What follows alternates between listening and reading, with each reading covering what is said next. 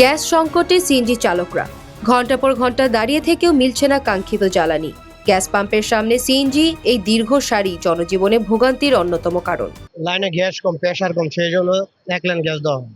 Nozzle বন্ধ, আমাদের nozzle 8টা, এখানে 4টা নজল চলে। না পারলে আমরা কি করে গেলাম, আমাদের গ্যাস দেওয়া, আমরা গ্যাস দিয়ে টাইম টু টাইম আমরা গ্যাস দেওয়া হয়। মানে ওনাদের সময় লাগবে না, অনেক গাড়ি আসছে, অনেক জায়গায় পাম্প বন্ধ, গ্যাস পায় না। তীব্র গ্যাস সংকটের কারণে পাম্পগুলোতে প্রেসার থাকছে নামমাত্র, ফলে একটি গাড়ি রিফিল করতে লেগে যাচ্ছে দ্বিগুণ সময়।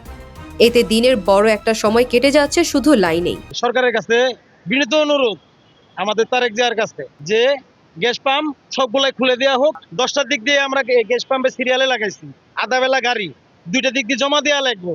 এই যে পয়সা আসছি তো আসছি, আমরা গ্যাসের সংকটে আছি, আমাদের কোনো সংসারই চলতেছে না, কিছু চলতেছে না। গ্যাসের জন্য কিছু বড় বড় কর্মকর্তারা এই গ্যাস পাম্পে বন্ধ করে করতেছে, আমাকে গরিবরে মারতেছে, গরিব ড্রাইভারে মারতেছে।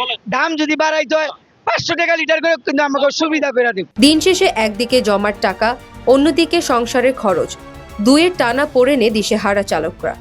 প্রেসার না থাকায় পর্যাপ্ত গ্যাস না পেয়ে কমছে ট্রিপের সংখ্যাও, যার প্রভাব পড়ছে দৈনন্দিন উপার্জনে। দ্রুত এই সংকটের সমাধান চাচ্ছে সিএনজি চালকরা। সবগুলো গ্যাস পাম্প খুলে দেওয়ার জন্য অনুরোধ করছে, না হয় সিএনজি বন্ধ করে দেওয়ার কথা তুলছে অনেকেই।